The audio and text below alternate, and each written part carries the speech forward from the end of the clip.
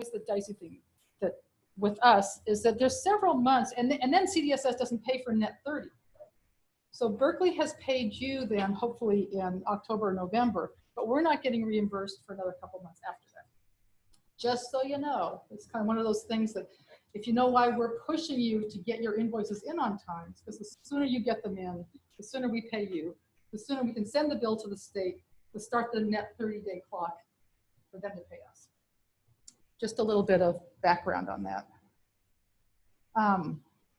So this is the California Model Agreement, and you know that we use the new California Model Agreement for the proposal this year. We were one of the first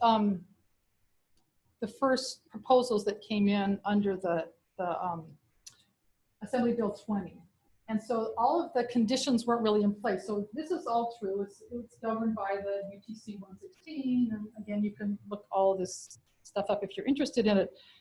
But because we were early adopters, we didn't use the California Model Agreement budget in our proposal in 16. So the difference, the budgets that you're seeing now for 18-20 actually will be using the California Model Agreement templates, but they weren't available when we started. And I don't know how many of you know that, but you know, the AB20, what was it started? It was started in the 90s, I think. Does anybody remember when? Jane, remember when AB20 started? No. I think it was in the 90s, and then it took them quite a while to agree to everything but the indirect cost terms. You know, all the terms of the current contracts between states and university have been agreed to, except the indirect cost. That's the one thing that they could never agree with, and so they just issued it without indirect cost terms. I heard a rumor some time ago that they were approaching agreement on indirect cost terms. It's actually 25%, and then each year it's supposed to increase by 5%, but that hasn't been set in stone. No, that's not in, yeah, that's not in AB20. It's what the universities are interpreting it, but it's not in AB20.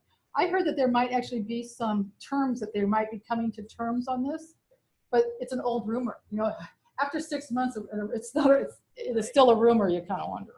The task force, part of it, that works with the chancellor's office, I think the Rosa had actually emailed and said, but that, remember, that was the agreement that the schools had, that the schools were going to put forward. That is not what is in AB20. AB20 is silent on indirect cost. But Berkeley and all the CSUs have different terms that they're considering should have been in there. So that's what they're demanding. I know there's been a lot of trouble with certain state agencies. I know Caltrans was really struggling for a long time because they wouldn't pay the 25% that the universities wanted. Other agencies have been freely paying the 25%, so it's an agency-to-agency issue with the state. But I thought we got the green light to say 15 to 25. You did, but it's not in the state agreement. It's in the CSU Chancellor's Office agreement. This is what this Chancellor's Office has agreed to accept. It's you know, it's the state. What can you say? It's the state. They're used to getting it for free, so it's hard for them.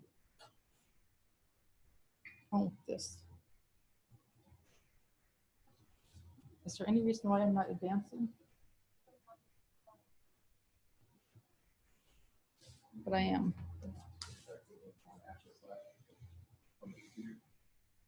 On the computer. I'm not advancing. So just use this. Just don't use the clicker. Try again. Okay, I must have hit something. Okay, so again, these are the changes that have happened with respect to the model agreement. The indirect cost rate has been added with respect to the model agreement, although even though the numbers weren't included in there, and that's obviously affected the amount of IDC foregone that you can use as match. Therefore, you all have had to come up with more match. So that's obviously been a problem from this. Nancy, we have a question that just came in. It says, regarding the PC's responsibility, one of the bullet points on the slide states development and teaching of an integrative seminar related to practice in PCW. A few of us believe that the teaching part was never a requirement of the PC, and they're asking us to please clarify. That's the question. That's a Rose question. Thank you. That was on the PC side, or? Yeah. Sorry, I just. Okay. So full disclosure, Carolyn did put those slides together. So I don't know if that was a requirement. I think everything that she listed, I think she was thinking it was a requirement, but we would have to wait for her to get here to, unless I was like, that's something PCs might do, because I know some PCs do that. I don't know, is that answering?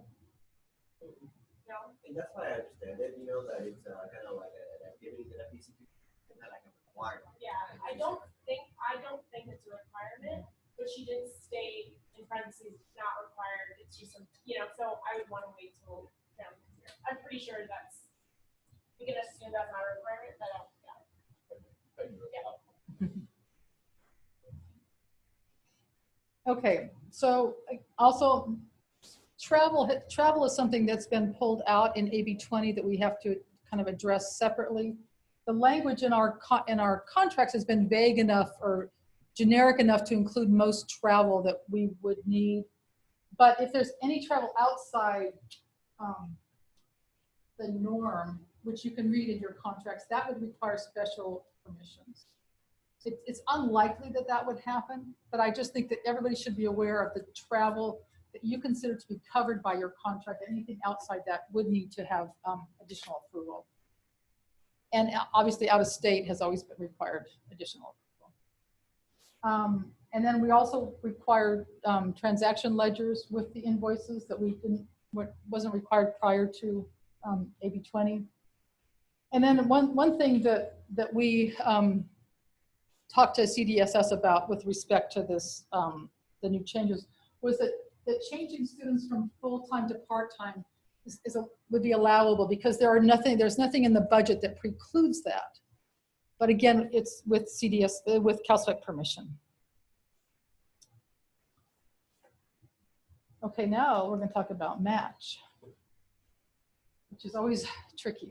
So the match is required at a 75% rate under Title 4E. That's just what we're required to provide on all direct costs and actually on indirect costs. But because the state is providing funding for us for indirect costs, we don't have to match that because it's state provided. And the FFP 75% for expenses that implement the program and 50% for expenses that support the program. These divisions are just simply the way that CalSpec calculates how much IDC, how much match we require. So we require a match of 388888 for all 75% reimbursable expenses and 100% for all 50% FFP reimbursable expenses. And this is something that we are looking into for the future. My goal would be to reduce those percentages, that as we no longer will have the private schools. One of the reasons that the schools have been overmatching was to provide extra match for the privates, and if the privates are out. I want to let it float for this next go round because it's unclear. We have enough match if everybody spends all their money, but if people spend less money, they provide less match. So I feel like we have to float this one more contract cycle before I feel comfortable enough to reduce the percent match that we're requiring from the schools. The other thing that's really important here is that each school's quarterly invoice has to provide adequate match. We're not going to bank match for you. So if you say, oh, but last time we had more match that we didn't use, we provided extra match, so we're using some of that in this invoice. We're not accepting that. We let that go this year. There were a few schools that did that this year, and we didn't want to there are so many changes going on with people in budgeting and match provision that we didn't want to mess with you. But we're going to be pretty firm about it this next year. Each one of your invoices has to provide adequate match. Hopefully, if you have adequate match, you can bank it. You can say, oh, look, we have $10,000 in match that we don't need, that we're not required to provide. We're going to hold on to that $10,000 and maybe report that on the next invoice. Not all of your schools allow you to do that, but if they do, I would advise you to do it. Now, if you have extra match that you don't need, it's always nice to have because it gives us a buffer then. And if some school ends up in a real bind, we're able to help them out. And that's the idea of the whole collaborative efforts here.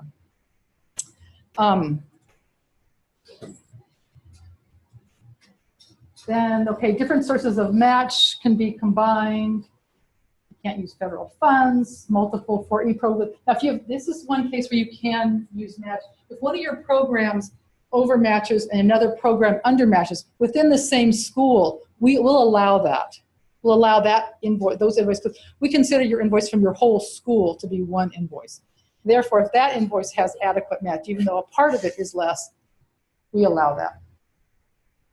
And then you have to submit your quarterly invoice, your quarterly match report with your invoice so we can see where all the match is coming from.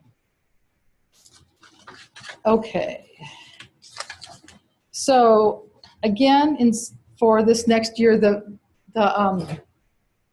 CDSS is paying our indirect costs. So you're getting 10% of your indirect costs are coming back to your school for this next year. Therefore, the amount of foregone match the amount of foregone IDC that you can use as a match has to be reduced by 10%. Again, this is the same way it is this year. This is no change, so we shouldn't have any problem with that. So the IDC foregone is one match source.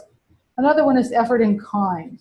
So if you have some faculty that are paid on other funds who teach a class, and there's 50% of that class is for E students, and 50% of the salary of that faculty person for that class can be used as effort in kind. Again, I think you all are familiar with these methodologies for generating match. And again, the percent of effort reported as match should clearly represent the amount of time spent supporting the 4E program. Some schools use this classroom in kind type of match.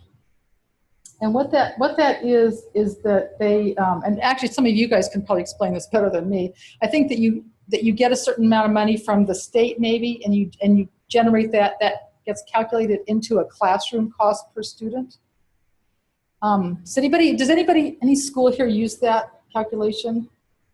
No, you do use that calculation. So am I saying it right? You kind of calculate how much per student?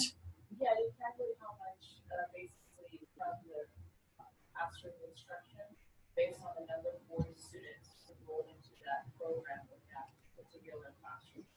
So you take that percentage. Yeah, so that's like a whole classroom. So then you in that case, you couldn't use the faculty salary because that whole classroom cost includes that salary. So it's just another way of calculating a school's contribution to the 4E student education. Yeah, and then you can use that as match because it's from often from a state source. Okay, I think that's all of my part. Does anybody have any questions? Again, since we're in the second year of a 2-year program, I think we're in pretty good shape. Jane's going to talk about some invoicing and other